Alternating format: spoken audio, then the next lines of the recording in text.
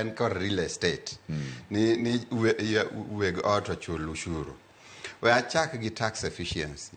Owacho maber ni revenue collection against GDP en gimora atamala 15.1.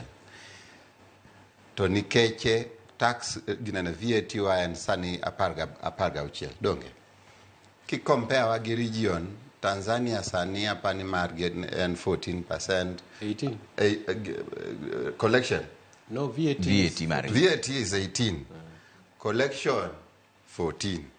Tenani, as you go higher in the tax rate, the collection goes lower. Rwanda is and Uganda are I think at 12% collection against GDP. Aya look ni Guinea ataro. Wadi South Africa. South Africa VAT gigi enapaga ngwen. Collection gi en 20 against GDP.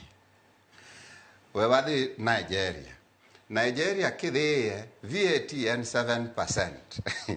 Collection gi en 25% more wacho ni wadwa ni wachope. Koro wan ambitious. Ni waketo tax rate wa ewi tado.